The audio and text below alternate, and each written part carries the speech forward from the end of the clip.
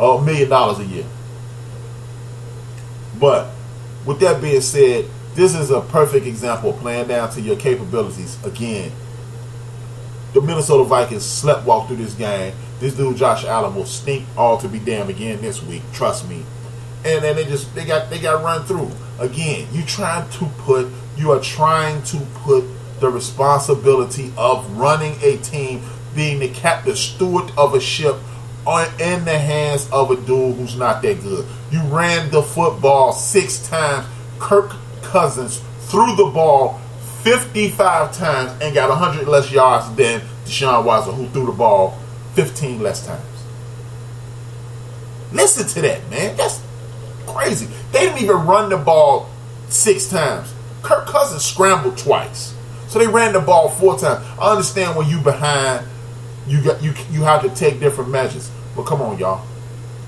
Come on, y'all. You have to run the football in order to be successful. This is basic, man. This is basic. That's like getting into a 3-point contest with the damn Golden State Warriors, which these dumbasses do that every week too. So, but that's neither here nor there. But the Minnesota Vikings, they sleptwalked through this game, and it pissed me off because they looked piss poor. Now, a game that intrigued me, another game that intrigued me was the Cincinnati Bengals versus the Carolina Panthers. A lot of people look at the Bengals like they're the Bungles. Oh man, that's a clown outfit. Man, they don't know nothing, man. Marvin Lewis needs to be fired. First and foremost, this is why you listen to the end of the match. Because you're going to stop. I'm going to help y'all stop listening to the buffoons that are on TV, a.k.a. the Stephen A. Smiths of the world, a.k.a. all these clowns that just use all these bromides and packaged opinion giving. This is why you watch this. I'll get this another example of run pass balance equals win. Cam Newton threw the ball 24 times. Carolina Panthers ran the ball 41 times. Guess who won by 10? The reason I do believe Cameron won this game is because nobody saw Christian McCaffrey doing his thing like this. But on the other hand, the absence of Joe Mixon. Joe Mixon is the key to this car. He is the engine. He is the straw that stirs the drink. To quote the great Reggie Jackson, he is the straw that stirs the drink. He is proof positive of my consistent beating of the balanced attack drum. Cam Newton, 24 passes. Christian McCaffrey, 28 runs. Victory by 10. I rest my case. When you look at sports, I keep telling y'all this, people. Football is a easy game that is difficult to play at a high level. I'm going to say that until people catch on, man. Football is a difficult game to play easy is a simple game. It's just difficult to play at a high level. That's all it is, man. Running, throwing, passing, so forth and so on. With that being said, man, the Denver Broncos versus the Baltimore Ravens, another game whereas y'all keep investing in these Rudy Poop ass quarterbacks that are getting you nowhere. Now, in defense of John Elway, there wasn't a whole lot of options out there. And this is the one time whereas my theory blows right up in my, well, not technically, it don't blow up in my face, but no, it don't. I'm looking at this. The Ravens ran the ball 28 times and threw the ball 40 times, but the Denver Broncos, their quarterback ain't worth 1,000 cookies, so they could have ran the ball 400 times. But you need adequate quarterbacking. The Baltimore Ravens, they ran the ball 28 times. If you consistently run the ball 28 or more times, you are going to be victorious. The Baltimore Ravens were playing against a team that has zero offensive outlook, and when you have zero offensive outlook, zero ingenuity, you're not gonna win. I'm sorry. That's just the name of that tune. I'm sorry. Hey, I'm trying to support, bro, but it ain't gonna work, bro. You gotta get a quarterback to win, but you don't need the greatest quarterback in the world. And with the rules the way the rules are slanted, how is it that you cannot find a dude who cannot throw the damn football to a place? Man, that's the most annoying thing in the world to me. And I'm not in the sports world. There's a whole lot more annoying shit out there. But with that being said, man, how in the hell can this happen? You know, why is it that me on Spreaker.com I can figure this out, and people like Damon Woody don't figure it out, people like Lewis Riddick won't say it?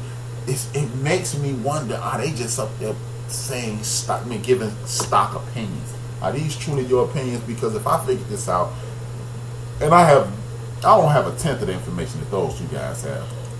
They've forgotten more about football than I know. And I could just be dead ass wrong, but I doubt it, man. It's just consistently the same thing. With that being said, I'm going to switch gears. Enough about football. It's time to switch gears, man. We finna ring the alarm. Basketball is now in session. You got media day throughout the league. Shout out to my man, fellow left-hander, my man Michael Beasley. Much love to that brother. This dude, Michael Beasley, gave the most ridiculous interview in the history of interviews the other day.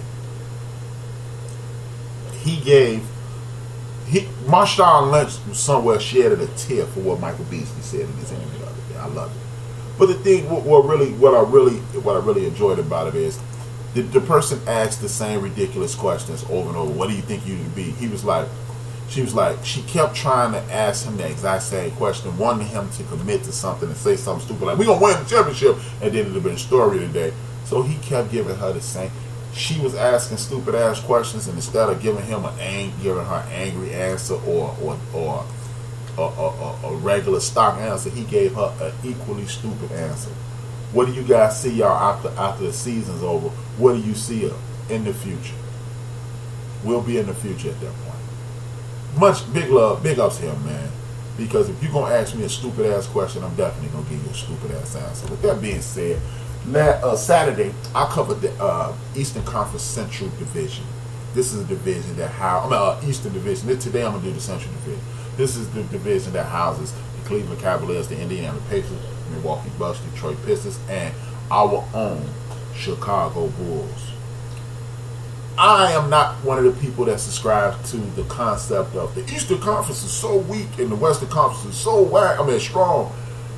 Look, the Eastern Conference does not have names. My subscription, the way I see it, the Eastern Conference does not have the big flashy Hollywood names. The Western Conference does. But that does not mean that you have a good team. Ask Kevin Love. Kevin Love's one of those big names. Minnesota ain't ish. I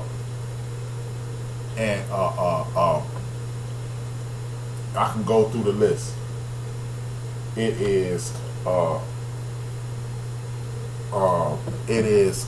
myriad of teams with just guys with names that don't make the playoffs. Hell, Dirk is a name. He didn't make the playoffs. A couple years, Anthony Davis is a name who didn't make the playoffs. Booker is a name. Devin Booker, a name that didn't make the playoffs. So stop telling me about all this talent and how tough the Western Conference is. And they're not doing anything more spectacular than anybody else. With that being said, I see this division. This is going, in my opinion, this is going to be one of the more competitive divisions in basketball. I see the Bulls being 100% better than, well, not 100%, because they ain't gonna win an NBA championship. But I see them being markedly better than they were last year. Personally, if you live in Chicago, and Anthony Aquarius, and who's also in the chat room, he was consistently kicking Fred Hoiberg in the head, talking about he needed to get fired. And the way they were playing, Fred Hoiberg should have been fired. But here's the situation: the Chicago Bulls, I don't think they're on a track of losing anymore. I think with the players that they have, and the players and people that they drafted, I think they're in a situation to where as the Bulls are going to be more competitive than even the most staunch reasonable Bull fan will concede. The Bulls have some serious talent. Now they don't have the marquee names, and it's not a whole lot of rah rah. But when you look at guys like Chris Dunn, very good basketball player, very good basketball player. I expect some very good things from him. Wendell Carter Jr. I don't know what he's going to do, but he does play defense and rebound, which is something that you need. You have Zach LaVine. I'm expecting very good things from Zach LaVine. If they lucky, they can get rid of Robin Lopez, because, hey man, Robin Lopez ain't on nothing. $14 million for what he's doing. But Lurie Marketing is solid. You got Jabari Parker, who's more than solid. You got Bobby Portis, 6'11" out of Arkansas. They have a lot of pieces. Now you can stop cats like Denzel Valentine from taking big shots, because he's not built for that. And once he's playing in his own personal role, let's not forget this, y'all. When the Bulls, when they first hired Fred Hoiberg, it was one of those rare years that if the Bulls would have been in the Western Conference, Fred Hoiberg rookie season as an NBA coach, they would have made the playoffs. He's going to institute that game plan. They're going to move the ball. This is one of the situations to whereas the NBA, they're taking a page out of the old NFL book, and they get back to fundamentals, and they're hiring more coaches who come up with a system and working the ball, much like in Boston with Brad Stevens, much like the guy in Portland. And the Bulls are going to have the same type of situation. So I expect a market improvement from the Chicago Bulls next year. Now, another team that I'm looking at is the Detroit Pistons. Now, I understand that the Detroit Pistons is a team that hired a coach who was fired, but let's not realize who this is not a traditional hiring a coach who got fired. They hired a coach in Dwayne Casey who was fired for reasons no one can really give you an answer for. Dwayne Casey is such a good coach. A coach's job is to teach as well as to implement a game plan. Now, the thing that I like about Dwayne Casey is this. Dwayne Casey is a coach who got a team to buy into his program initially. Like, okay, this is what it is. And when that program went awry, midstream, he got two NBA All-Stars to buy into something in a total different direction where they're moving the ball, Golden State Warriors style, and they became the most successful team in the NBA last year. So when you take that mentality and those abilities and apply them to a team who hasn't been winning, I expect Detroit Pistons to be marketably better as well. Now, the next team, the Milwaukee Bucks, who finished third in this division last year, just due to the fact that you got Mike Boomhauser, you have the Greek Freak coming into his own. Shout out to Kobe Bryant. Much love to Kobe Bryant for working with a lot of these young dudes, man.